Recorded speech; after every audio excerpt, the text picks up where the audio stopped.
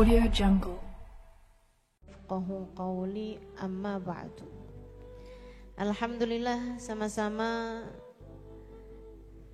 kita hormati penyelenggara pada hari ini Majelis Ta'lim Arasya dan Dewan Kerajinan Nasional Daerah, disingkat Dekranasda, Tangerang Selatan, yang diketuai oleh Ibu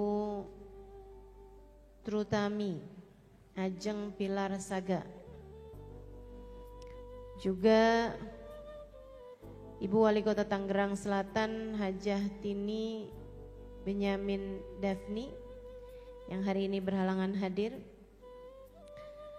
Semoga semua pihak yang telah terlibat hingga terlaksananya acara pada hari ini di Islamic Center Baitur Rahmi Tangerang Selatan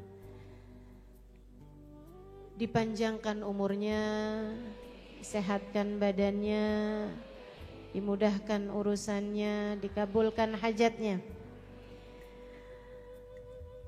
dalam penjagaan dan lindungan Allah Subhanahu wa taala insyaallah. Sama-sama kita sayangi, kita muliakan segenap khobabah, segenap syarifah, segenap ustazah, pimpinan-pimpinan pondok pesantren, pimpinan-pimpinan majelis ta'lim, juga tim firqah hari ini, serta segenap panitia yang telah bersusah payah hingga terlaksananya acara pada hari ini. Kita doakan semoga senantiasa dalam lindungan dan bimbingan Allah Subhanahu wa taala, selalu dalam keberkahan di kehidupannya baik dunia maupun akhirat insyaallah. Tentu saja tidak lupa segenap yang hadir pada hari ini, baik ibu-ibu, kakak-kakak, adik-adik, anak-anak, yang semoga semuanya dirahmati dan dicintai Allah, disayangi dan disyafaati Nabi besar Muhammad sallallahu alaihi wa ala alihi wasallam insyaallah. Amin ya rabbal alamin. Tema kita pada hari ini, lebih dari senang kamu butuh tenang. Karena senang sifatnya sementara dan tidak konsisten. Senang, sesaat susah. Tapi kalau tenang itu berketerusan.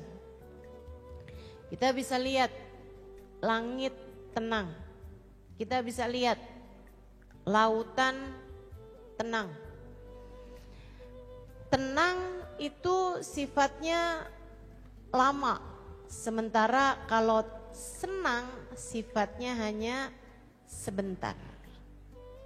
Sebentar kita senang, sebentar kita susah. Senang itu biasanya disebabkan karena sesuatu yang datang dari luar. Sementara tenang disebabkan karena sesuatu yang datang dari dalam dirimu. Karenanya orang yang tidak bisa tenang,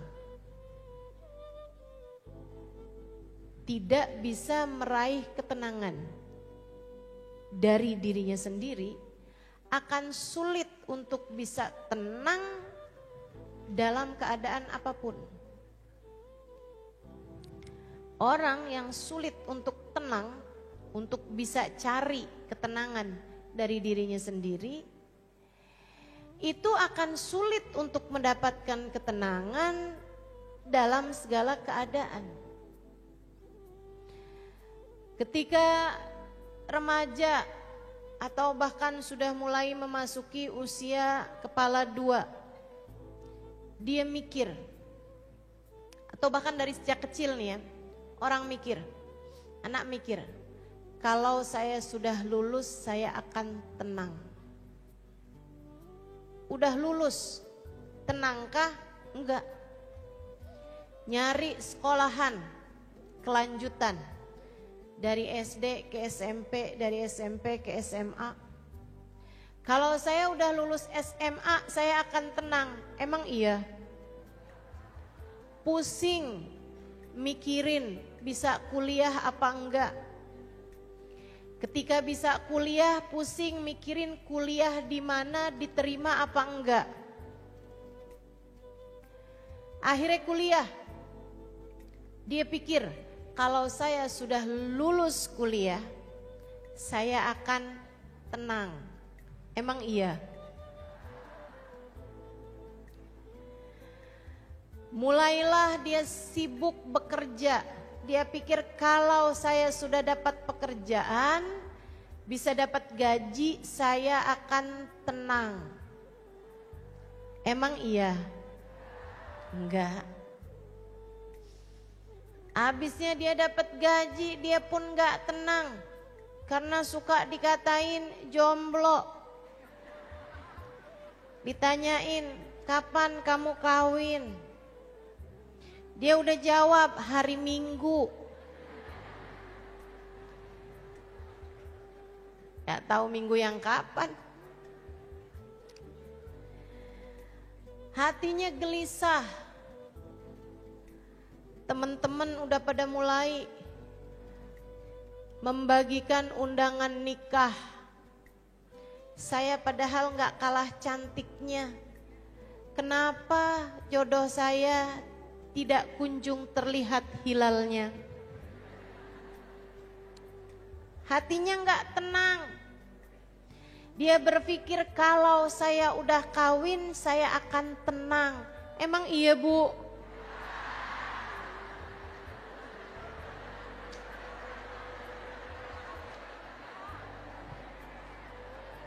Pertanyaannya ke ibu-ibu langsung. Mungkin hanya senang di awal-awal pernikahan, makanya namanya honeymoon. Bulan madu. Manis, Bu, madu itu, Bu. Tapi kan bulan.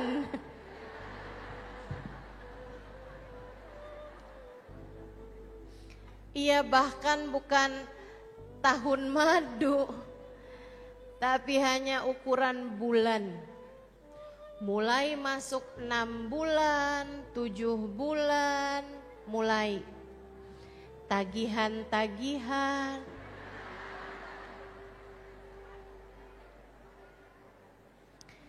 Segala drama rumah tangga pun dimulai.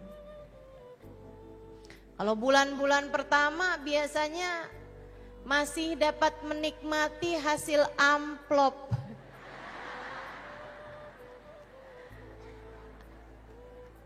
Amplop nikahan tuh. Masya Allah. Dia kemudian berpikir, kayaknya nih kalau udah punya anak tenang dah. Sungguh pemikiran yang sangat keliru. Karena punya anak, punya kesibukan baru, apalagi ibu muda. Bulan-bulan pertama jauh dari istilah tenang.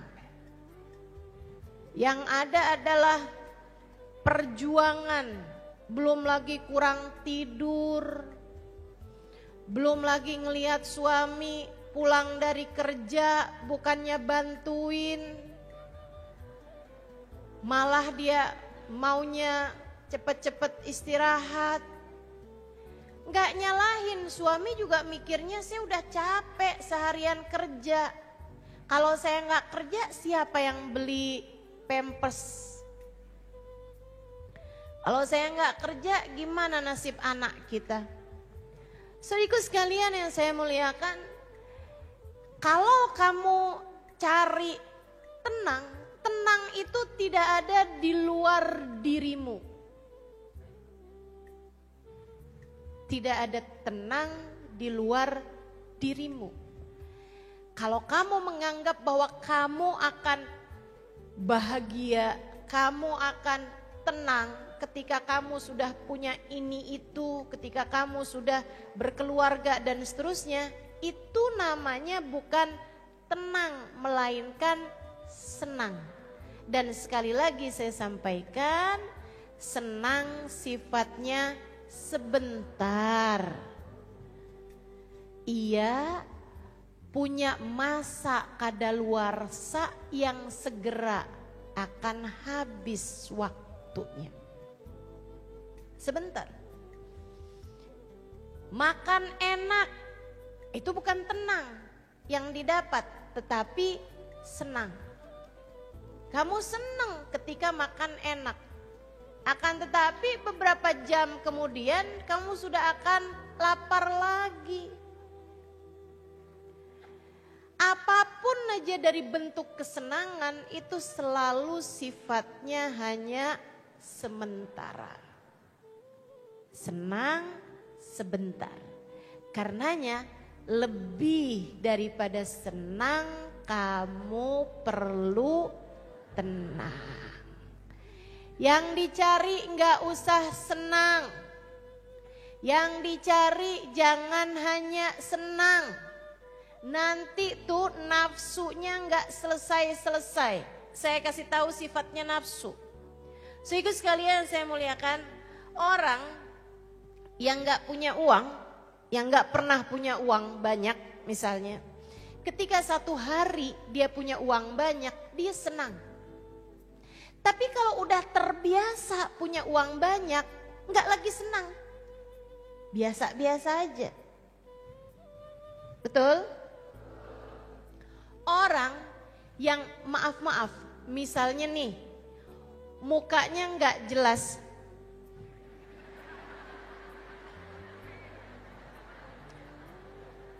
Dia merasa mukanya enggak jelas. Padahal kalau saya lihat sih jelas.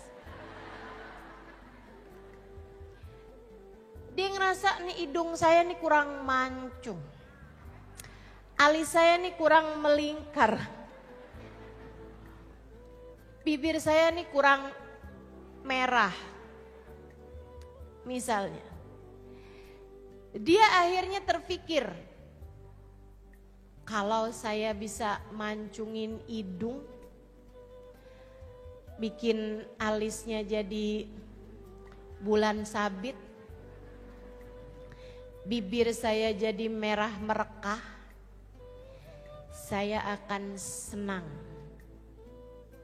Sehingga sekalian saya muliakan, maka dia pun mengupayakan itu. Menjalani masa operasi panjang. Habis selesai operasi kesakitan.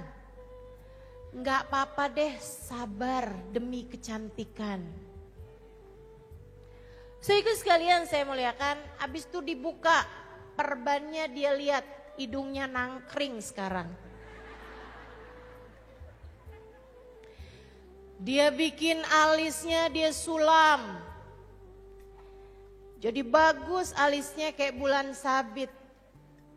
Sehingga sekalian saya muliakan, dia pakein sulam di bibir. Jadi merah bibirnya. Gak usah pakai lipstik. Sehingga sekalian dia senang. Berapa lama? Berapa lama senangnya? Sehari, 2 hari, seminggu, 2 minggu, sebulan, 2 bulan, udah gak ada lagi kesenangannya. Sebab kesenangan bukan berasal dari luar dirimu itu. Seneng tuh gak berasal dari luar. Sifatnya semuanya sementara. Maka jangan kejar senang. Gak akan ada habis-habisnya. Sebentar aja, habis itu hilang. Nanti nih nafsunya kepengen lagi. Udah alis bener, jelas, hidung jadi jelas, kemudian bibir jadi jelas. Dia ngerasa ini kayaknya tulang pipi, perlu ditonjolkan. Ini kayaknya di bawah mata mulai kendor, perlu ditarik benang. Sian tuh muka. Udah jadi kayak kain.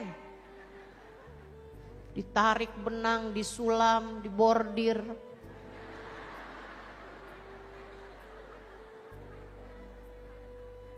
Masya Allah. Nggak ada habis-habisnya teman-teman. Nggak ada habis-habisnya. Terus aja. Suntik putih lah, apalah terus. Ayo dah. Nggak ada habis-habisnya, saudaraku sekalian. Saya sampaikan padamu, nggak ada habis-habisnya. Kenapa gitu? Sebab itu kesenangan. Kesenangan ini hawa nafsu kita selalu meminta lebih lagi.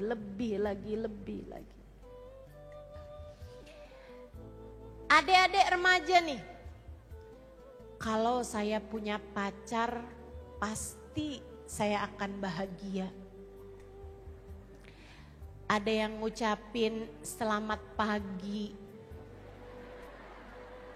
Dek, kalau cari sekedar yang ngucapin selamat pagi, pergi aja ke Indomaret.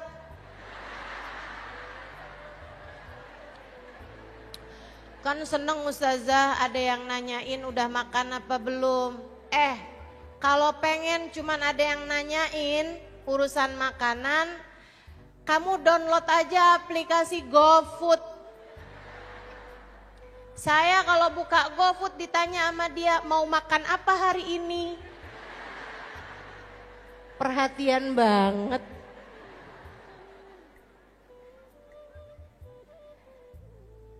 Itu semuanya kamu anggap sebagai sebuah kesenangan. Tapi Dek, ku sampaikan padamu, saya gak pernah lihat orang lebih ngesianin daripada orang yang lagi pacaran. Kesian. Senengnya bentar, abis itu susahnya lama. Tanyakan pada bantal di kamar tidurnya. Ada banyak malam-malam yang dia menangis karena takut pacarnya diambil perempuan lain.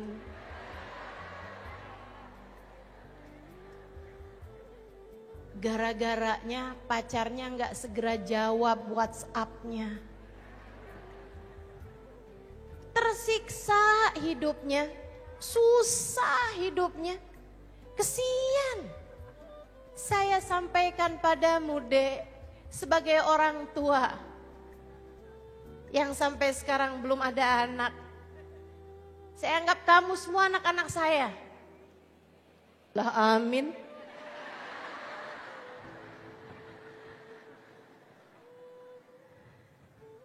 Bukan itu yang kamu sesungguhnya cari.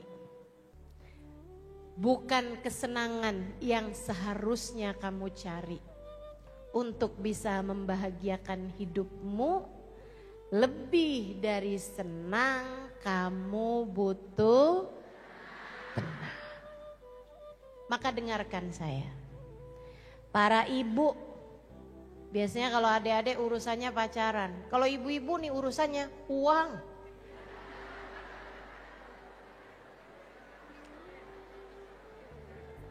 Kesenangan berdasar dari seberapa transferan. Makanya banyak ibu-ibu yang suasana hatinya bergantung tanggal. Tanggal muda happy. Giliran udah tanggal pertengahan, hilang happy-nya. Tanggal tua, ya Allah. Di awal bulan adegannya kayak di film romantis. Di tengah bulan mulai drama, di akhir bulan film horor. Begitukah rumah tanggamu? Jika iya, simak baik-baik. Saya akan menyampaikan kepadamu tentang bagaimana seharusnya kamu mengelola hati hatimu agar memiliki hati yang tenang, sehingga dalam segala keadaan kamu akan selalu dapat kembali kepada hatimu sendiri. Pulang harusnya ke hati, kembali harusnya kepada jiwamu sendiri. Orang yang hatinya bisa selalu menjadi tempat pulang, dia akan kerasan dimanapun saja berada. Orang yang hatinya selalu bisa jadi tempat kembali akan merasa tenang dalam keadaan apapun dia berada. Karenanya kembalilah kepada hatimu dengan cara hatimu biarkan jadi hati yang tenang. Insya Allah. Yuk kita pelajari caranya bikin hati jadi tenang. Saudaraku sekalian saya muliakan. Nih, kalau kamu pingin hati kamu tenang, yang pertama, hati tuh punya banyak sampah. Kamu kalau tinggal di rumah banyak banget sampahnya. Banyak banget barang-barang tidak berguna di dalamnya. Banyak banget sampahnya, kotoran-kotoran. Kamu jalan sedikit ada, mohon maaf, kotorannya ayam. Jalan dikit ada muntahan. Jalan dikit ada bangkainya tikus. Jalan dikit lagi masuk kamar, tahu-tahu ada kencing. Kencingnya kucing, misalnya gitu. Betah nggak kamu kira-kira di dalam rumah tersebut? Nggak betah. Sampah-sampah hatimu harus segera dikeluarkan. Apa itu? Sampah hatimu adalah dosa. Idza adnabal abd nakat fi qalbihi nuqtah sauda, kata Nabi kita Muhammad sallallahu alaihi wasallam.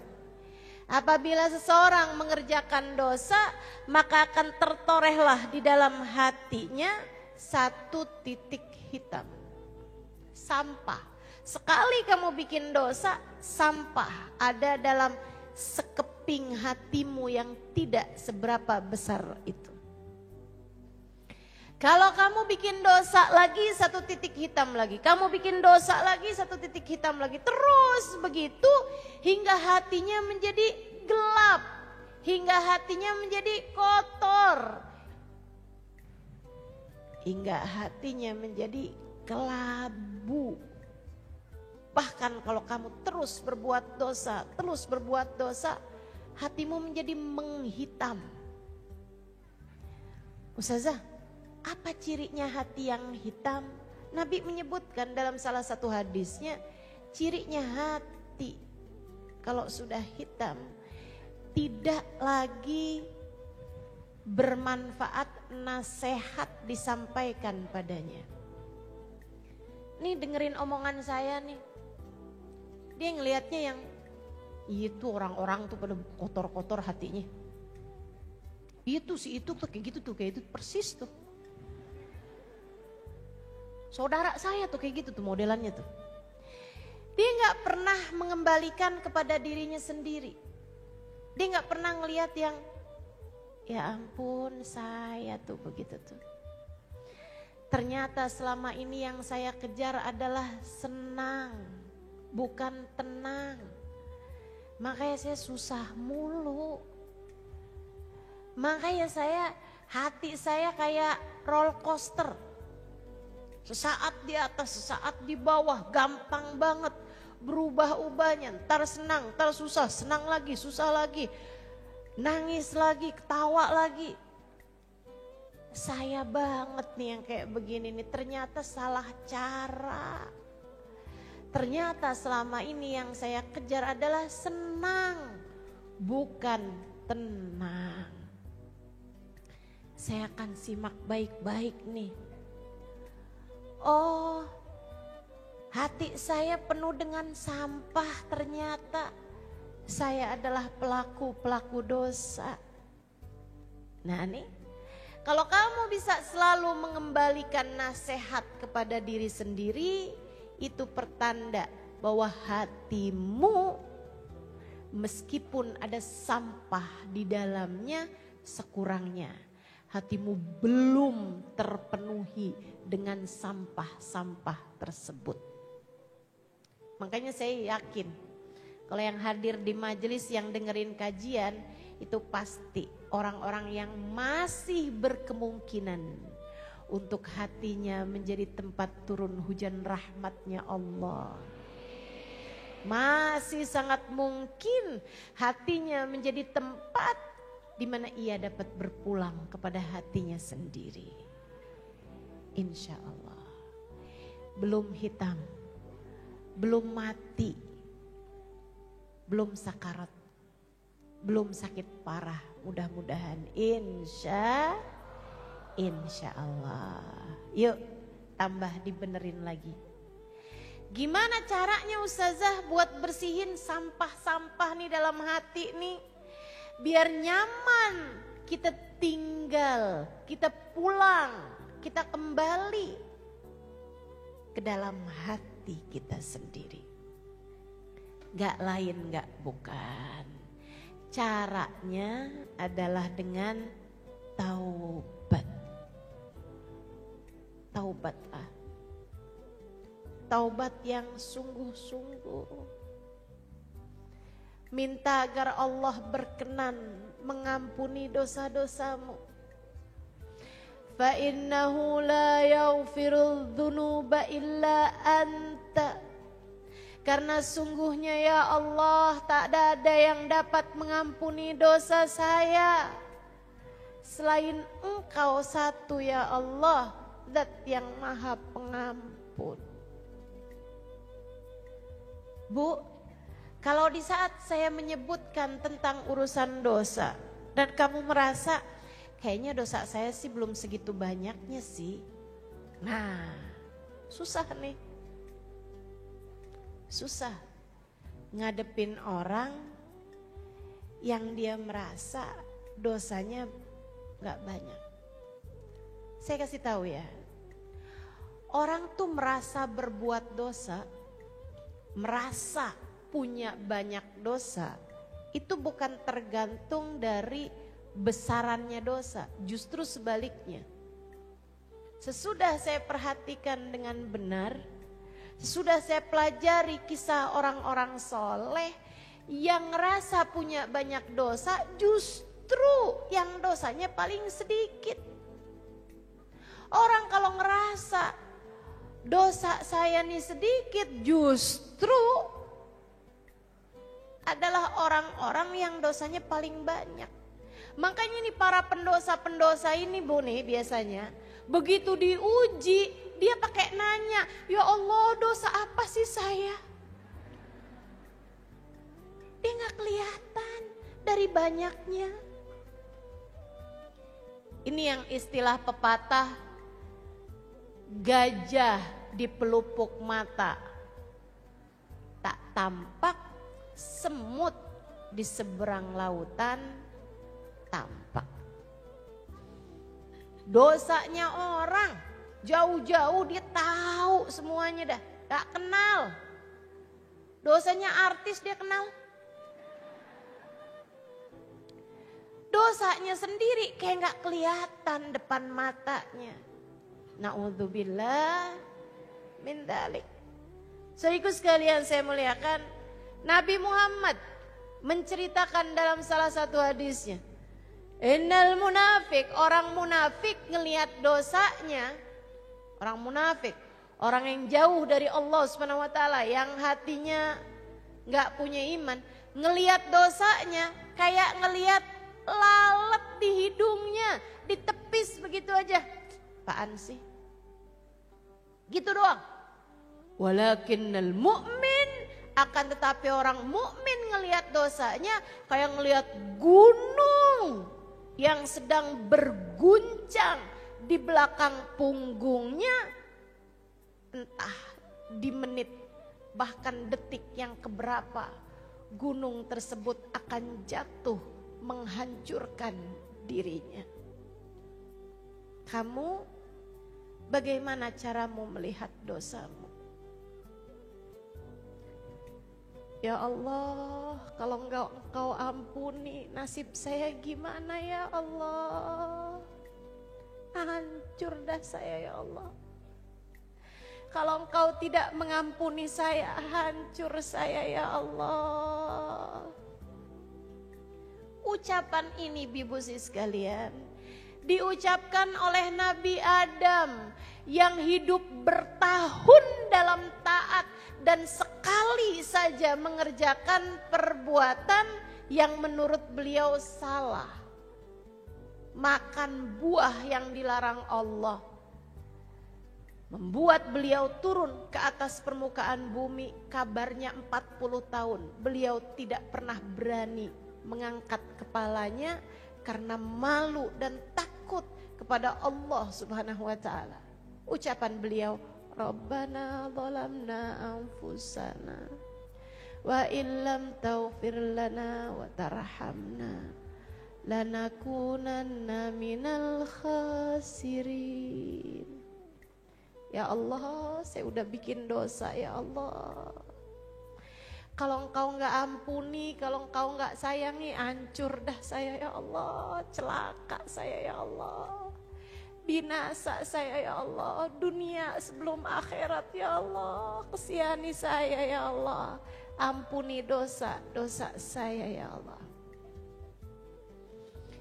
Kalau kamu bisa melihat dosamu seperti itu, apalagi teman-teman sekalian, faktanya bahwa Nabi Adam ketika menyampaikan doa semacam itu, Nabi Adam tawadhu, dosanya cuma satu.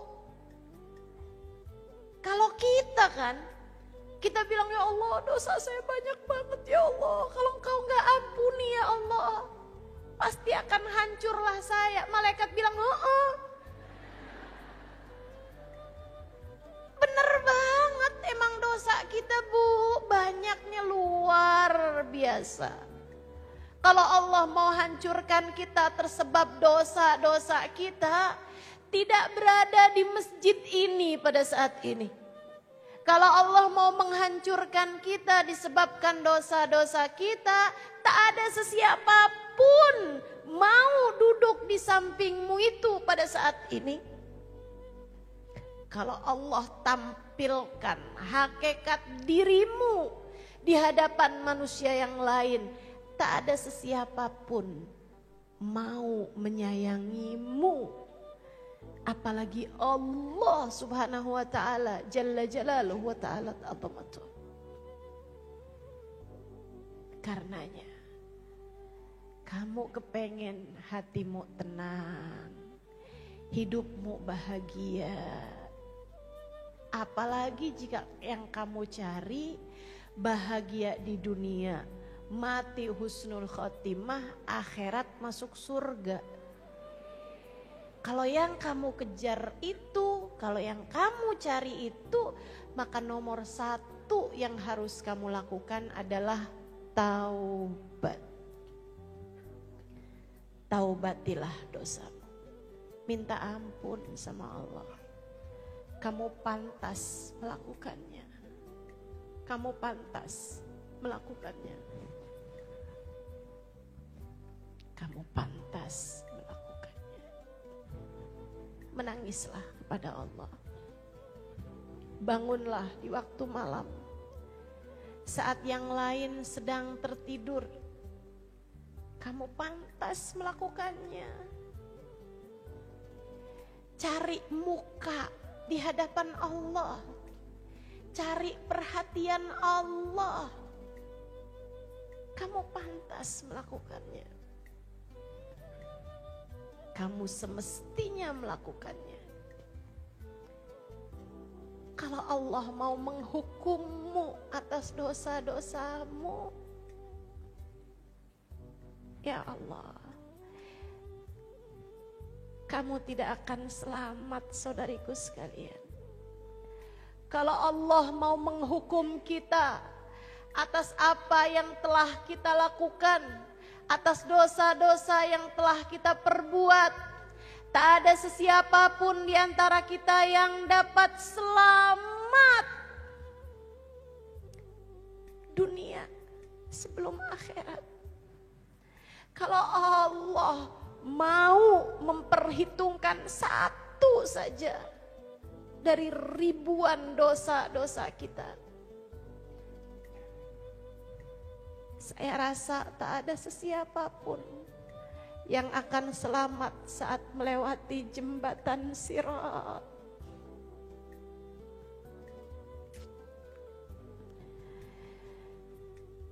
Apabila seseorang meninggalkan sholat, kata Nabi Muhammad, kutib ismuhu fi bab min abwabi jahannam, namanya akan tertulis di satu pintu dari pintu-pintu api neraka. Fulan bin Fulan harus masuk lewat pintu ini. Sehingga apabila dia nanti lewat di atas jembatan, pintu tersebut akan memanggil namanya, membuat dia tergelincir dari jembatan tersebut dan masuk ke dalam api neraka.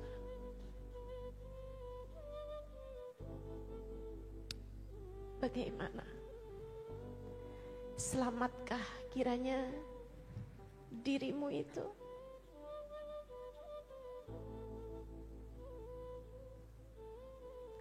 Kita punya banyak dosa. Dosa kita kepada Allah atas melanggar apa yang diperintahkan Allah. Belum lagi dosa kita antar sesama manusia. Menyakiti hati suami,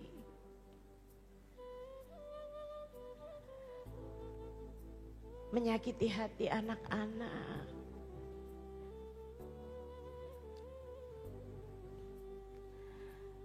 belum lagi perbuatan-perbuatan dosa yang lain yang hanya Allah Subhanahu wa taala yang mengetahuinya.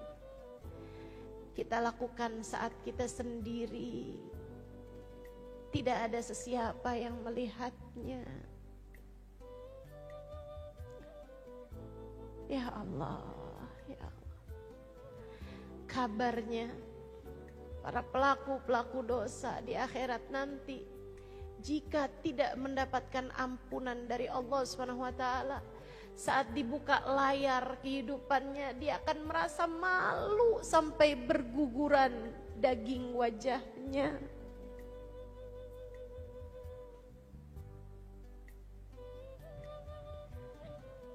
Kalau kita tidak mendapatkan ampunan Allah, hancur kita,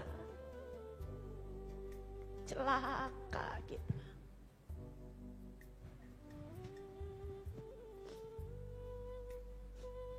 Siapapun kita, kamu jangan andelin, tapi kan saya anaknya Fulan bin Fulan, tapi kan saya cucunya Fulan bin Fulan, tapi kan saya punya banyak kebaikan-kebaikan, tapi kan saya udah haji berulang-ulang, tapi kan saya sedekah udah banyak,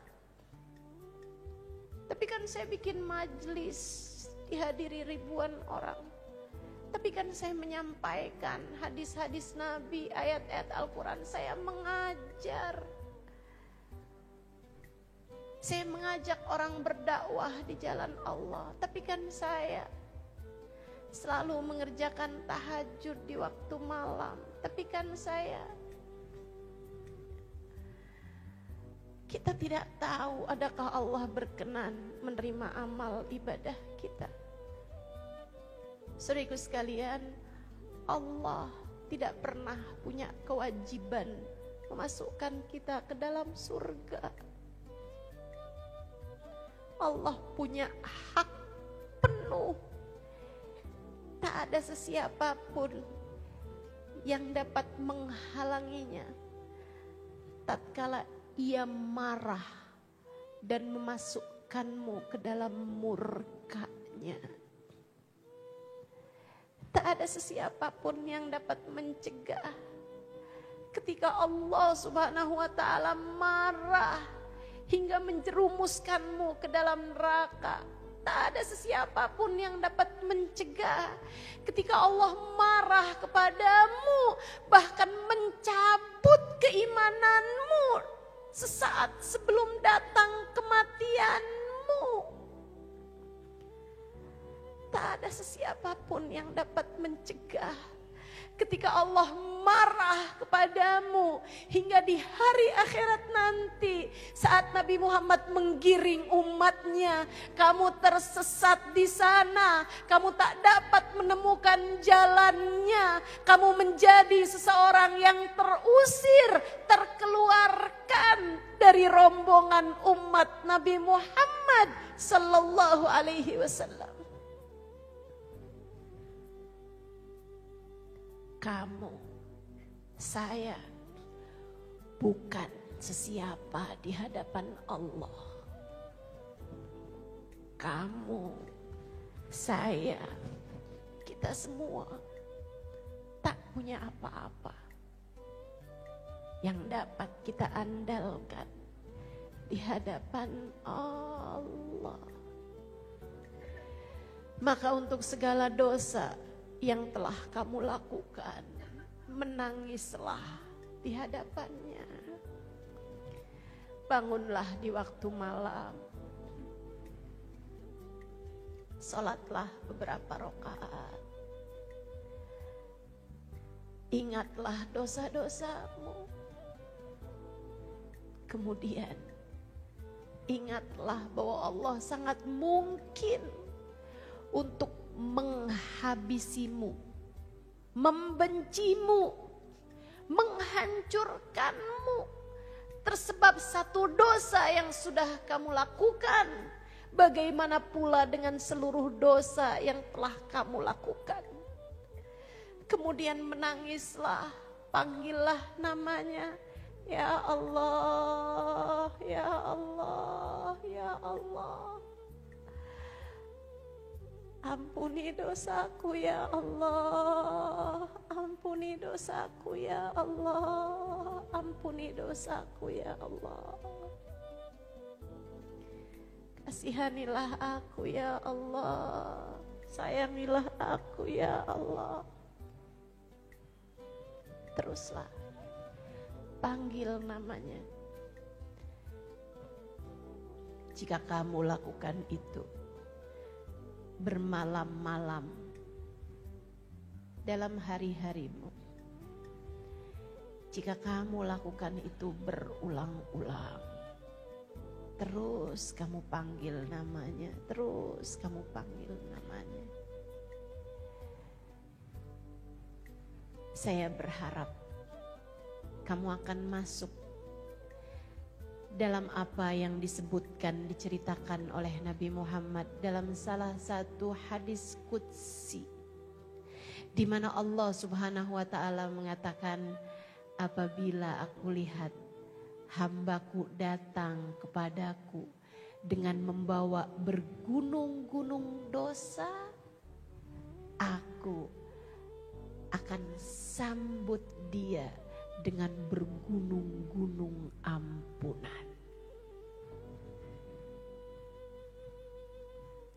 Apabila aku lihat hambaku datang padaku bertaubat dengan membawa gunungan dosa yang begitu besar, aku akan lemparkan ia ke dalam lautan ampunanku, menghancurkan seluruh dosa, membersihkan seluruh dosa yang telah dia lakukan. Kita perlu ampunan. Pengen hati kamu lebih tenang, bersihkan hatimu dari sampah-sampah dosanya. Itu hal pertama yang harus kamu lakukan. Hal kedua,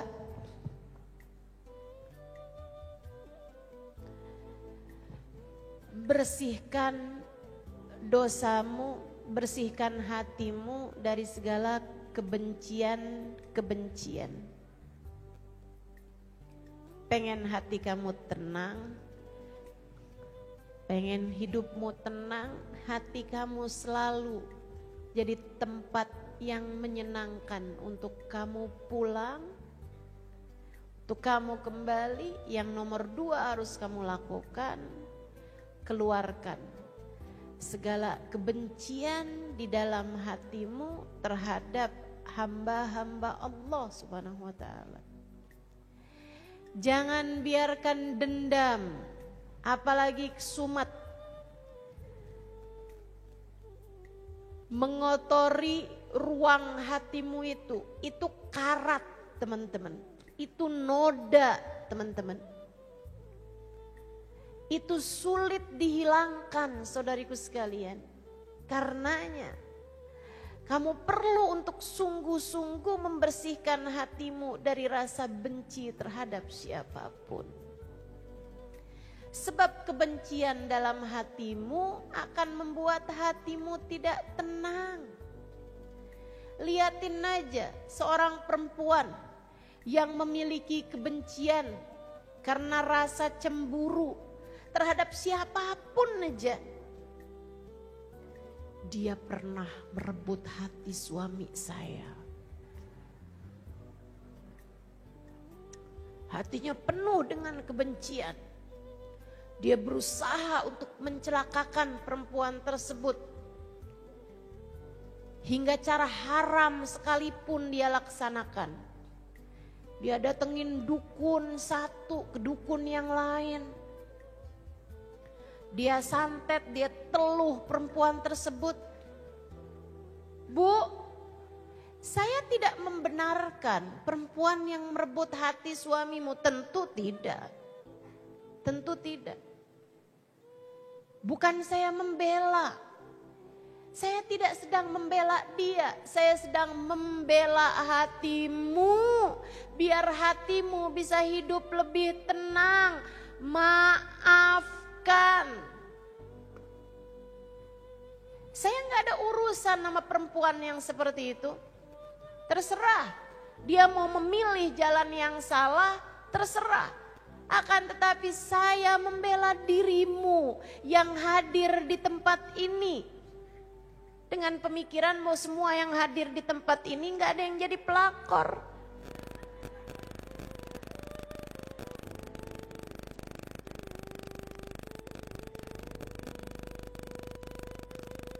Saya sampaikan padamu, hilangkan kebencianmu kepada siapapun.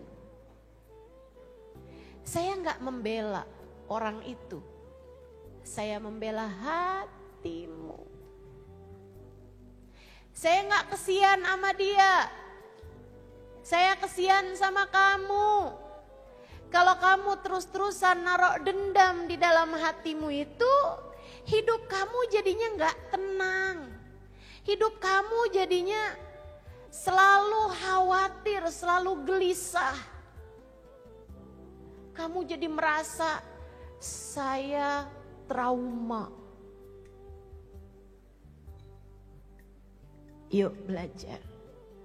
Berusaha untuk menghilangkan rasa benci terhadap siapapun. Pengen Ustazah tapi kok susah banget ya Ustazah.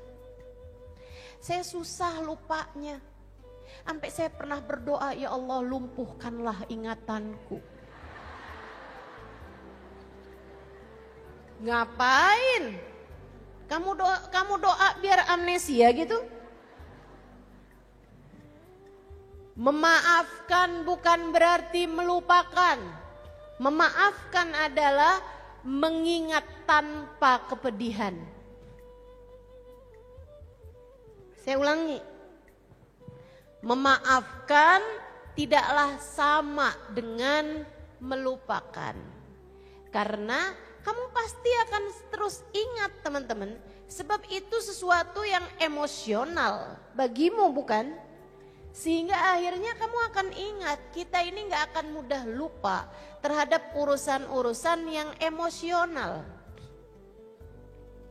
Mau itu emosionalnya seneng banget ataupun susah banget, pasti kita gak akan lupa.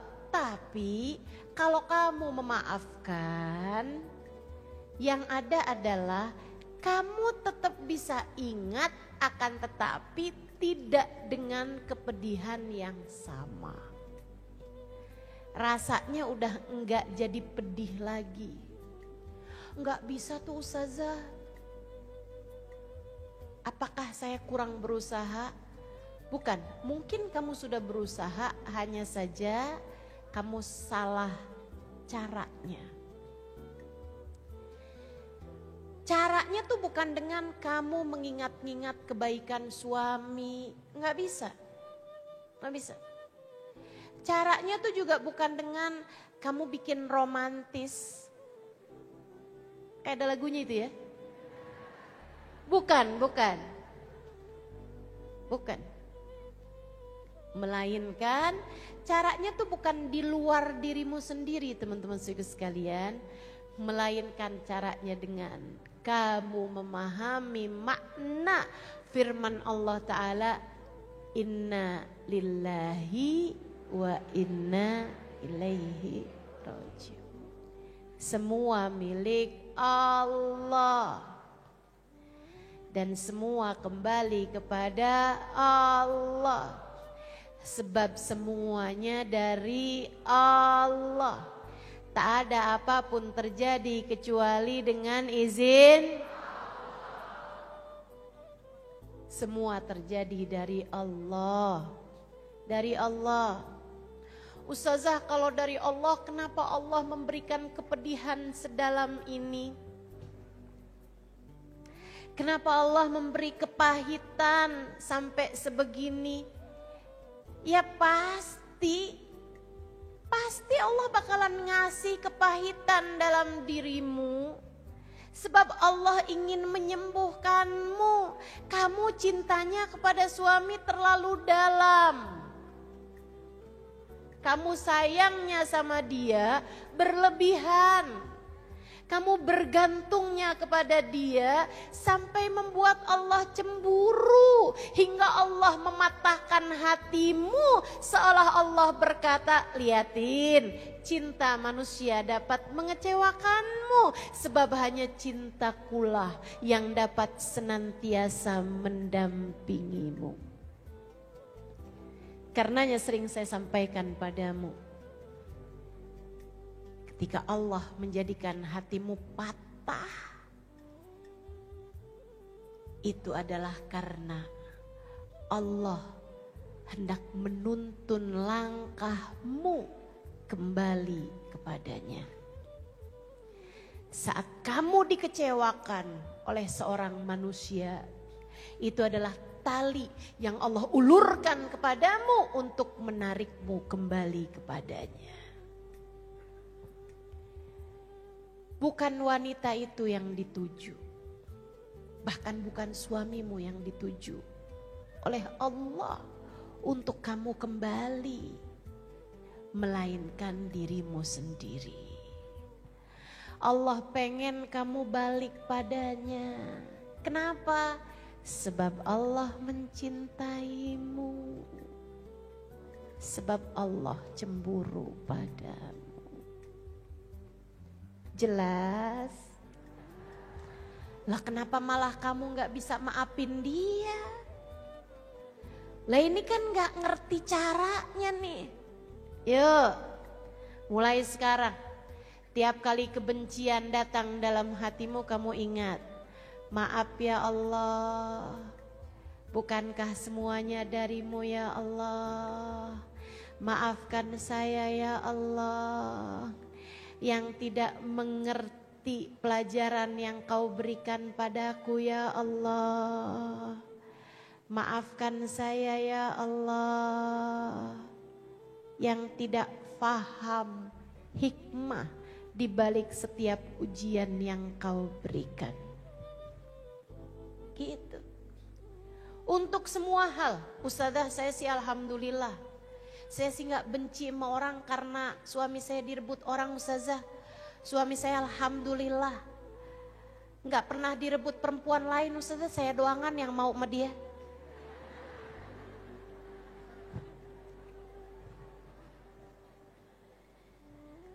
Saya ujiannya Ustazah, usaha segala macem, gak berhasil juga. Giliran udah bagus-bagus, usaha saya udah mulai jalan, ditipu orang. Ustazah, saya sampai sekarang kalau inget dia tuh Ustazah, hati saya gak pernah bisa sepi dari rasa benci. Hati saya selalu penuh dengan kebencian setiap kali mengingatnya. Bu, gak ada yang terjadi kecuali dengan izin Allah. Ustazah, jadi saya ketipu juga dari Allah Ustazah. Iya. Kenapa Allah kasih saya seperti itu Ustazah? Ini sangat menyakitkan. Saya kasih tahu. Kenapa Allah memberikan kepadamu pil pahit berupa bangkrut, miskin, sulit ekonomi. Sebab Allah lihat hatimu penuh dengan rasa cinta terhadap dunia. Allah membuat hatimu kecewa dengan dunia. Pelajarannya biar kamu ngerti cintamu terhadap dunia tuh jangan segitunya. Dunia mulu yang kamu pikirin. Sampai kamu tahajud yang kamu minta dunia lagi. Kamu baca Quran buat rezeki biar lancar. Kamu sholat duha gak ditinggal biar hari ini dapat transferan lebih banyak. Allah lihat dunia melulu yang kamu kejar. Kalau sepanjang hidupmu di dunia, usahamu hanya untuk mengejar dunia, kapan ceritanya kamu mengejar surga? Kalau seluruh yang kamu usahakan di dunia, tenagamu, effortmu, segala usaha yang kamu lakukan adalah untuk mengejar dunia terus-terusan, kapan waktunya kamu mulai mengais-ngais, tertatih-tatih, mengemis-ngemis cinta Allah Subhanahu wa ta'ala? Tidakkah kamu malu? Bahkan dunia ini adalah miliknya. Ia berikan kepada siapapun yang dia kehendaki. Tidakkah kamu malu rebutan dunia terus-terusan?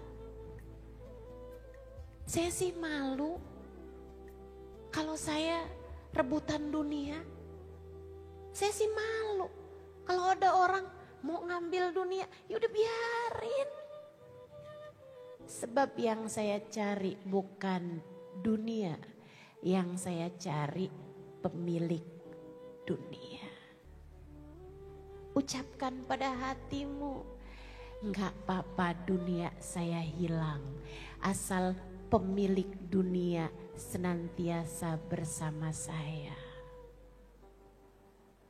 Ucapkan saat malam-malam kamu terbangun. Ucapkan, ya Allah, saya miskin, saya susah secara ekonomi. Saya enggak punya banyak harta, tapi saya tidak takut ya Allah. Sebab bersamaku ada Engkau, pemilik seluruh jagat raya.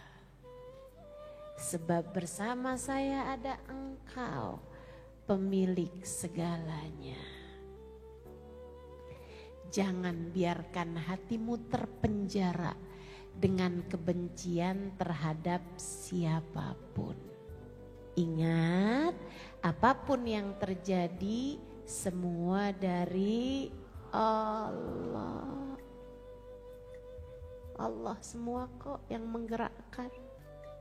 Udah, tinggalkan kebencianmu terhadap siapapun, serahkan semuanya kepada Allah. Jangan benci siapa. Jangan benci siapa. Insya tuh hidup kalau mau tenang.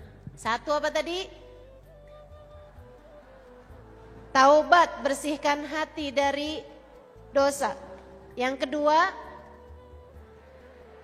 maafkan, hilangkan kebencian terhadap siapapun. Hilangkan kebencian terhadap siapapun. Yang ketiga, teman-teman sekalian, yang ketiganya adalah kamu betah nggak kalau masuk dalam rumahmu itu terisi begitu banyak barang. Nabrak lagi, baru ngelangkah satu lagi, nabrak sofa. Mana sofanya nggak bisa didudukin, tumpang tindih sofa satu dari yang lain. Kamu jalan bentaran lagi, kamu nabrak kulkas. Jalan dikit lagi ketemu microwave. Jalan dikit lagi ada tempat tidur. Bentaran lagi ada mobil dalam rumah. Kebanyakan barang, nggak pada tempatnya, nggak lapang akhirnya, sumpek akhirnya, boro-boro tenang akhirnya. Saya kasih tahu, nih kebanyakan barang kayak begini nih, kebanyakan dunia dalam hati kamu teman-teman. Makanya coba liatin deh, kalau hati kamu nggak tenang, gelisah terus-terusan, itu adalah karena hati kamu terlalu cinta sama dunia. Dunia melulu yang kamu pikirin. Dunia lagi. Coba liatin tuh kamu tuh. Para istri itu ya, tiap ngobrol sama suami urusannya duit melulu. Aduh, saya bisa bayangin kenapa para suami itu sumpek di rumah. Tiap ngeliat istrinya yang dilihat tagihan. Begitu ketemu sama istrinya udah tahu aja nih. Ini istrinya nih mau ngomongin urusan apa, udah paham dia. Semuanya angka. Ya sumpek lah. Suamimu sumpek, kamu juga sumpek. Terus kamu nanya, kok hidup saya gak bisa tenang ya? Ya iya. Dan kamu mikir, nih hati saya nih gak tenang nih karena saya gak punya cukup banyak uang. Lah udah tahu hatinya sumpek karena kebanyakan barang, ditambahin lagi barangnya.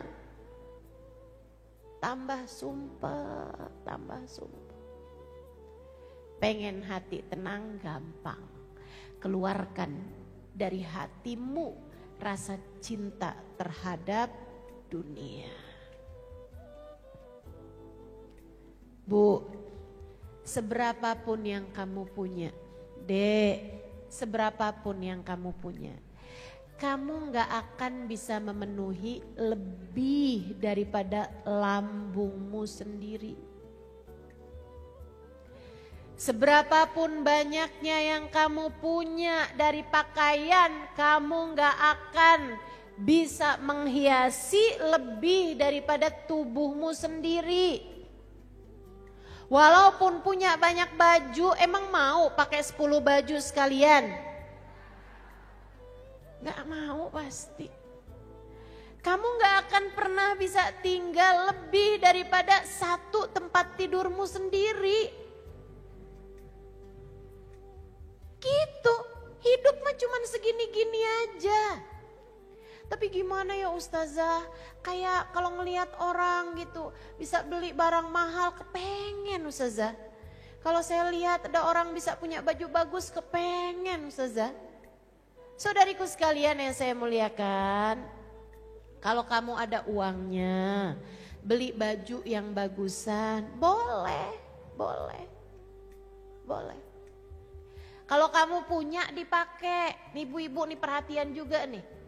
Yang punya bajunya yang bagus punya, tapi yang dipakai yang itu mulu. Daster udah robek dipakai mulu. Kelakuan nih kelakuan.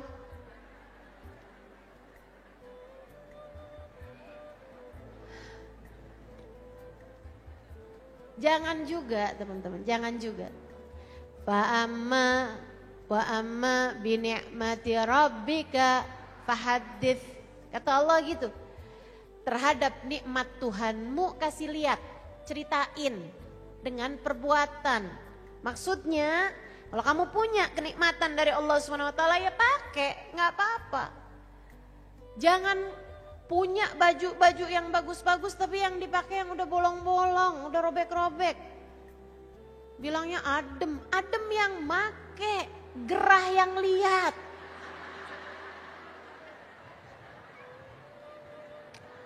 Apa coba maksud kamu itu?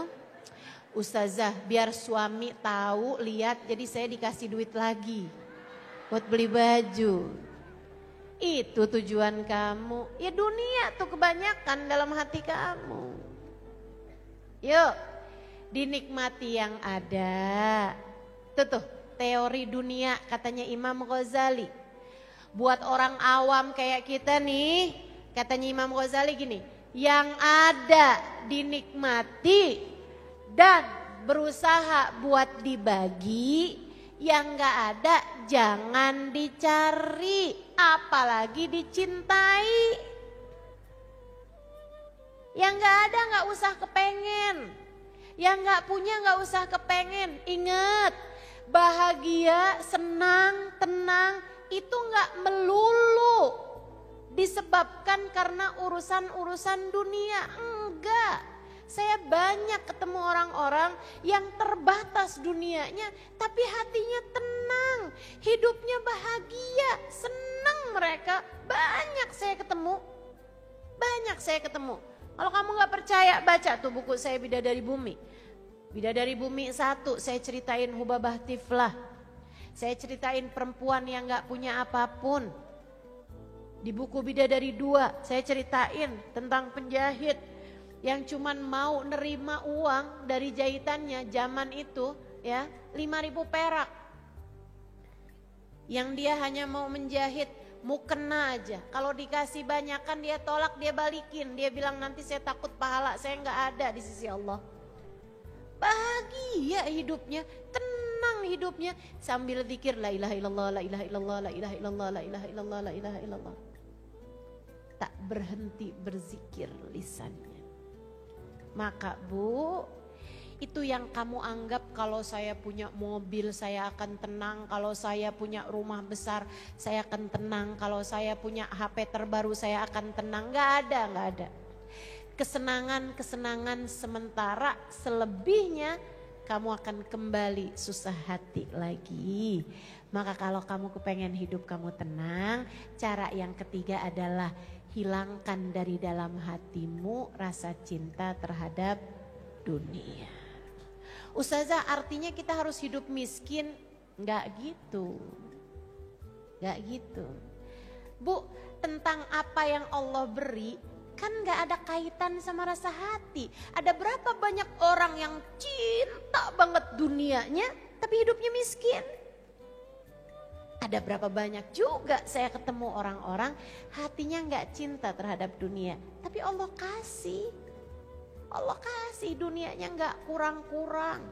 Berlebihan bahkan. Tapi hatinya andai dunia hilang sekejap sekalipun tak akan ada yang bergerak di dalam hatinya. Dia tidak mencintai dunianya sebab dia lebih cinta kepada pemilik dunia. Enak. Yang punya dunia siapa? Allah. Jadi udah tiap kali hati kamu gerasa gerusu urusan dunia, kamu tenangkan. Tenang hati, tenang hati, tenang hati. Kamu memang gak punya dunianya, tapi kan yang punya dunia bersama dengan kita. Alhamdulillah Nggak pernah juga Allah biarkan kamu lapar, nggak ada yang bisa dimakan, betul? Kamu tuh kalau lapar seringnya urusan karena kamu emang pengen diet. Saya tahu kok itu. Saya tahu kok. Bukan karena saya nggak bisa makan, karena saya emang nggak punya makanan dan saya juga emang nggak punya duit buat beli makanan, nggak ada. Nggak ada. Siapa di antaramu yang kayak begitu? Nggak ada, saya yakin. Kamu tuh kalau lapar, urusannya karena kamu emang nggak mau makan. Sebenarnya kalau kamu makan, kalau kamu mau makan, kamu juga akan kenyang. Betul begitu? Kita melapar kalau kita lagi puasa, teman-teman. Allah nggak akan pernah biarkan kita lapar. Tenang aja, tenang aja. Gajah nggak pernah sujud aja gemuk-gemuk. Kecoa nggak pernah facial aja glowing-glowing. Tenang.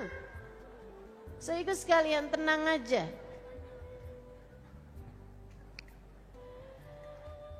Urusan dunia yang tenang. Allah udah jamin kok rezeki kita untuk sekedar makan minum udah Allah jamin. Baik. Sehingga sekalian saya muliakan. Tuh 3 tuh. Tenangkan hatimu. Urusan dunia nih.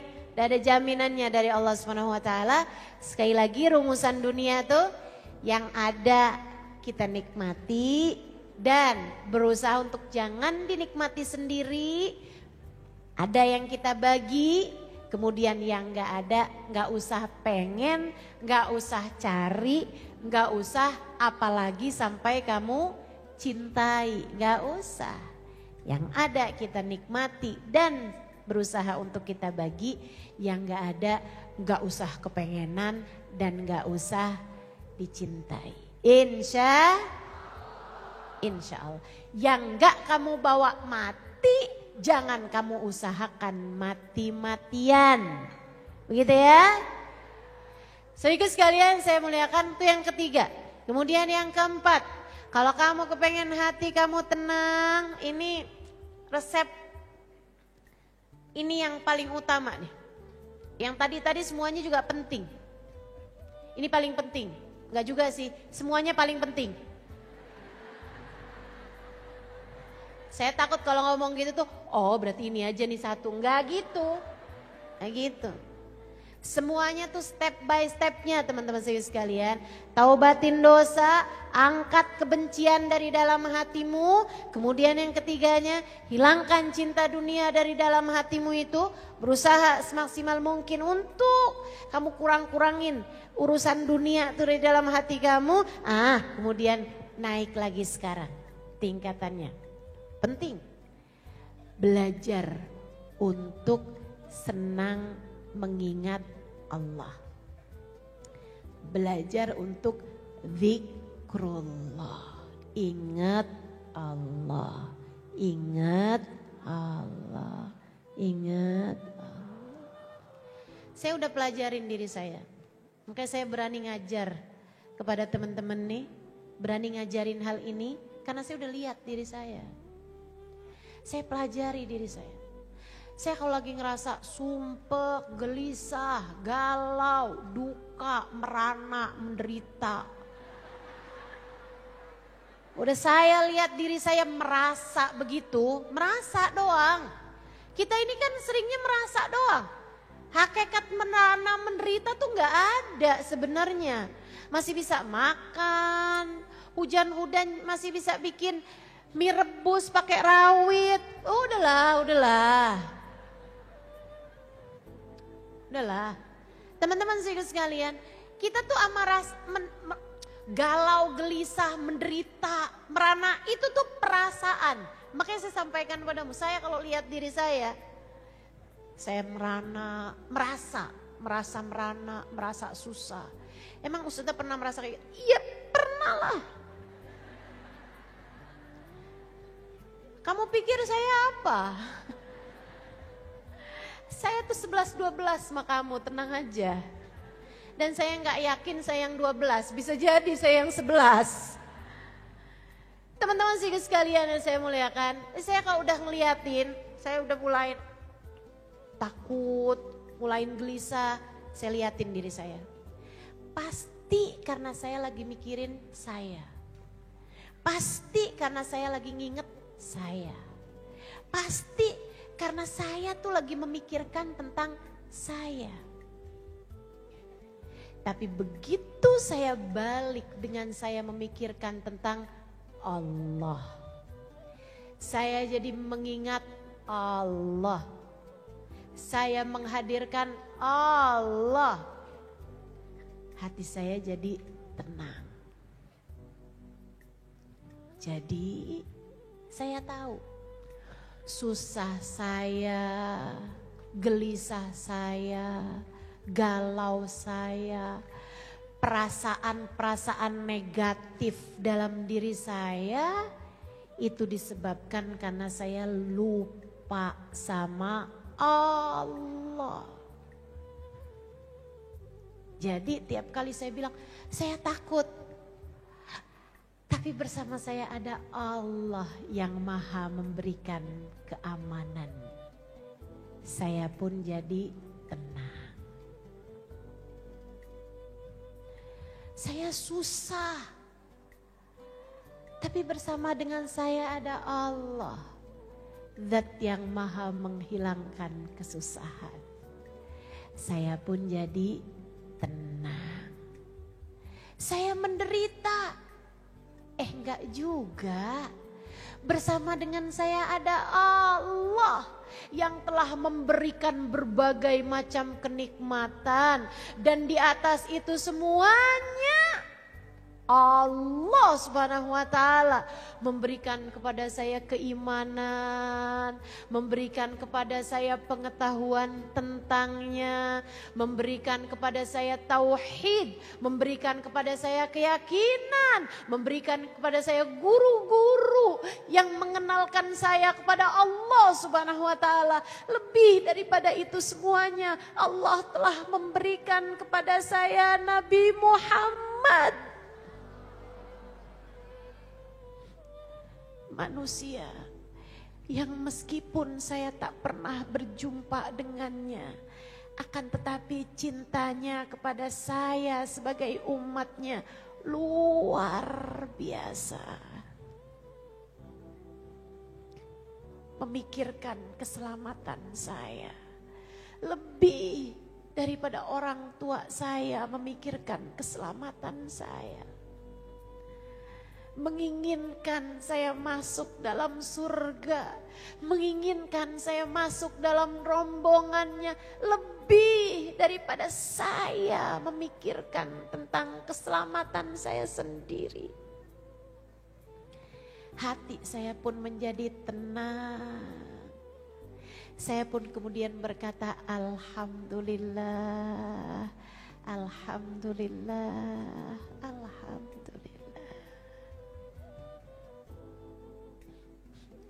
Ketika saya merasa sepi, merasa sendiri, merasa sedih benar saya. Udah nikah berapa puluh tahun, gak ada anak juga. Saya kemudian ingat ada Dia dalam hidup saya yang tak pernah meninggalkan saya. Ada Allah dalam hidup saya yang telah mengatakan tentang hubungannya dengan saya. Wa nahnu aqrabu ilaihi min hablil warid. Dan aku lebih dekat dengan hambaku daripada dia dengan urat nadinya sendiri, daripada dia dengan detak jantungnya sendiri. Saya pun menjadi tenang. Saya bilang dalam hati saya, tak apa, tak ada sesiapapun bersama saya. Sebab ada Allah yang lebih dekat dengan saya daripada detak nadi saya sendiri, daripada hembusan nafas saya sendiri, daripada aliran darah saya sendiri. Ingat Allah. Hatimu tenang pasti. Hatimu tenang pasti. Ingat Allah. Saya sayang padamu karenanya saya sampaikan ilmu ini. Saya sampaikan padamu karena saya kesian sama umatnya Nabi Muhammad. Saya tahu kehidupan dunia tak pernah ideal buat siapapun. Saya tahu kamu hidup di atas muka bumi ini jatuh bangun. Saya tahu kamu seringkali berada dalam kesusahan.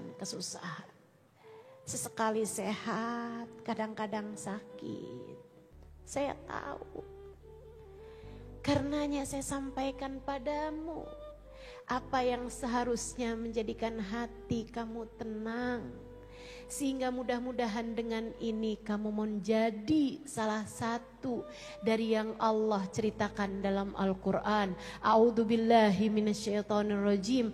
Alladzina amanu wa tatma'innu qulubuhum bidzikrillah. Ala bidzikrillahi tatma'innul qulub. Kata Allah, orang-orang yang beriman hatinya tenang tatkala ingat Allah. Ketahuilah, hanya dengan mengingat Allah hatimu menjadi tenang. Insya Allah.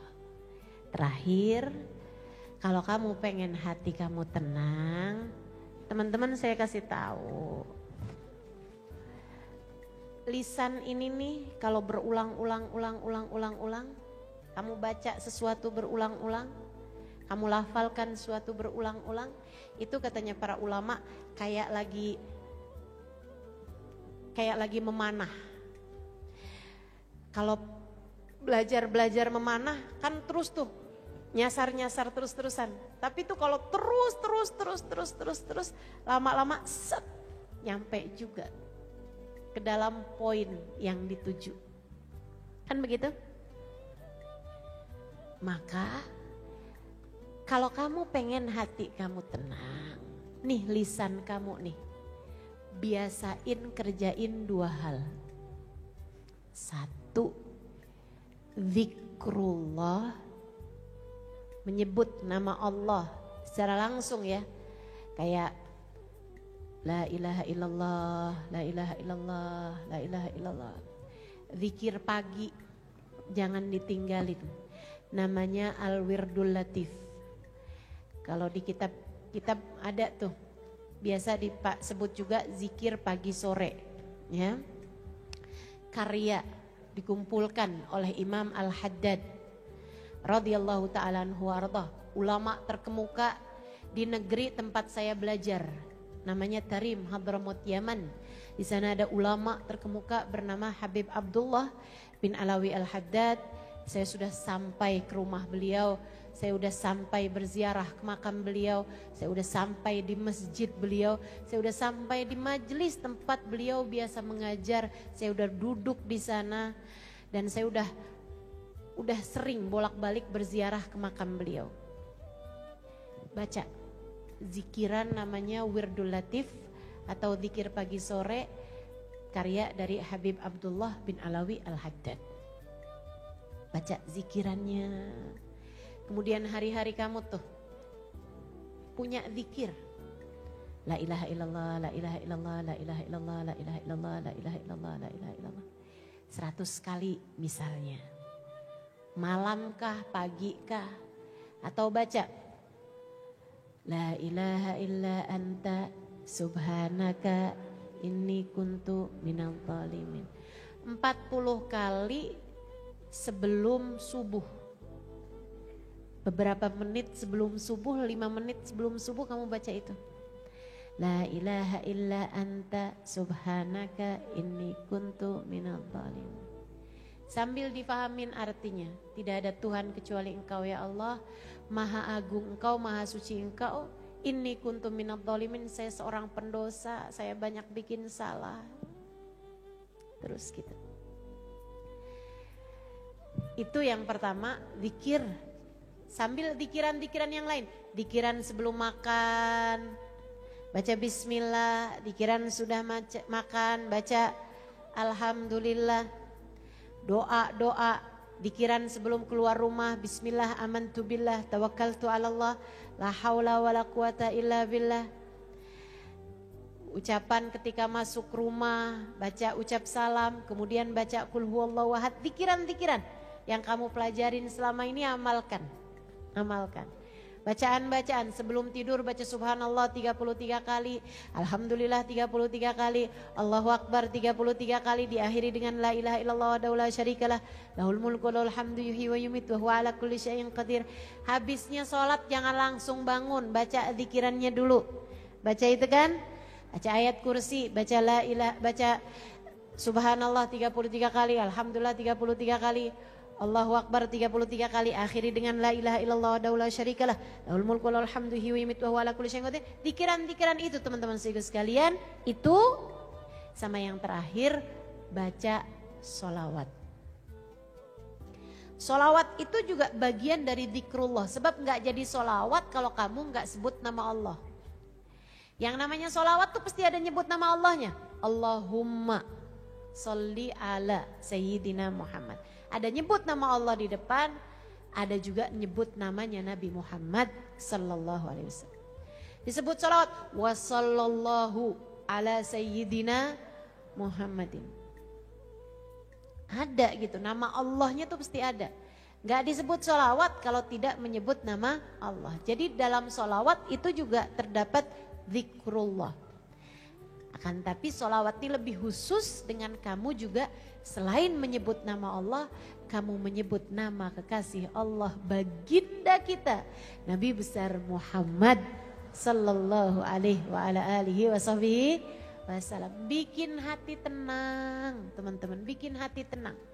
Itu adalah jaminan yang disampaikan baginda kita Nabi besar Muhammad sallallahu alaihi wasallam terhadap seseorang yang banyak baca solawatnya. Ya Rasulullah, kata seorang sahabat, inni ukthir minas salati alaikam ja'altuhu lak. Wahai Rasul, saya senang, saya banyak baca salawat kepadamu. Berapa yang saya hadiahkan untukmu? Kata Nabi Muhammad, terserah kamu. Kalau gitu Rasulullah, gimana kalau 1/3? Bagus kalau kamu tambahin lebih bagus lagi. Gimana kalau 1/2? Bagus kalau kamu tambahin lebih bagus lagi.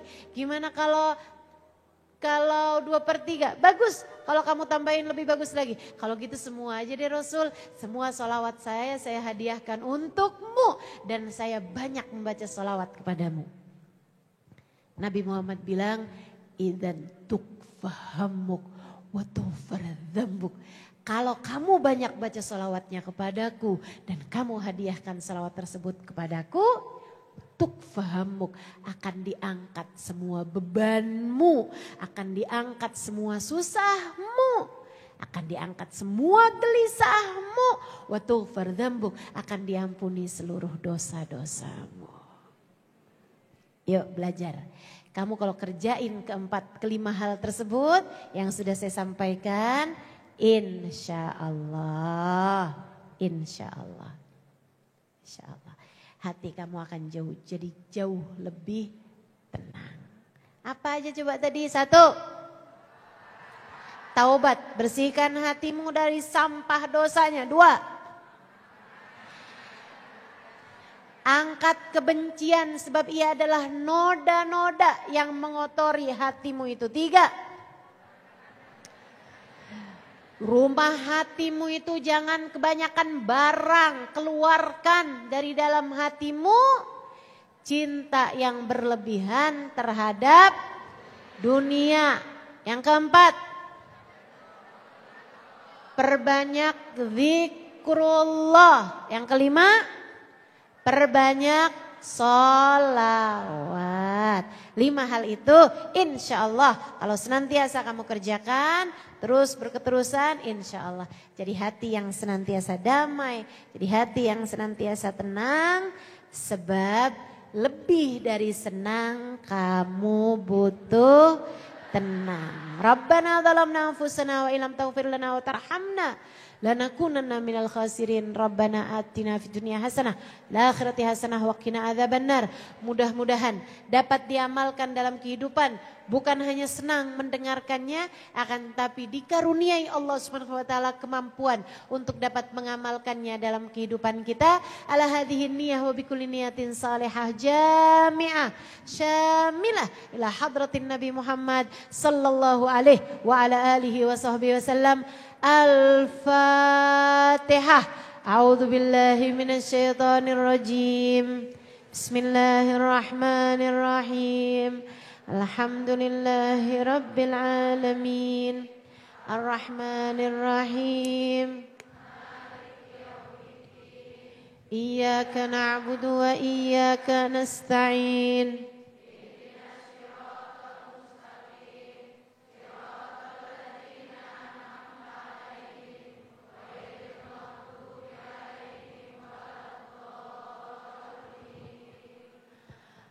Allahumma bihaqqil Fatihah birmatil Fatihah barakatil Fatihah taftah lana abwabal khair tu'amilana muamalata ahlal khair takfina min jamil fitan wal mihan wa bus wa dhair innaka wali kulli khair mutafaddil bi kulli khair bi rahmatika ya arhamar rahimin. Allahumma inna nas'aluka ziyadatan fid din wa barakatan fil umur wa sihhatan fil jasad wa sa'atan fil rizqi wa taubatan qablal maut وتوبة قبل الموت توبة قبل الموت ومغفرة بعد الموت وعفوا عند الحساب ومغفرة بعد الموت وعفوا عند الحساب وأمانا من العذاب ونسيبا من الجنة وارزقنا النظر إلى وجهك الكريم وارزقنا مرافقة بالنبي صلى الله عليه وسلم. Allahumma inna nas'aluka minal uquli awfaraha wa minal adhani asfaha wa minal a'mali azkaha wa minal akhlaqi atyabaha wa minal arzaki azzalaha wa minal afiyah akmalaha minad dunya khairaha wa minal akhirah na'imaha bihaqqi sayyidina Muhammadin sallallahu alaihi wasallam. Allahumma ij'al jam'ana hadza jam'an marhuma wa tafarruqana min ba'dihi tafarruqan ma'suma wa la taj'alillahumma lana wala fina wala ma'ana syaqiyan wala matrudan wala mahruma. Allahumma rabbana taqabbal minna innaka antas samiul alim wa tub alaina innaka antat tawwabur rahim bi fadli subhana rabbika rabbil izzati amma yasifun wa salamun alal mursalin walhamdulillahi rabbil alamin.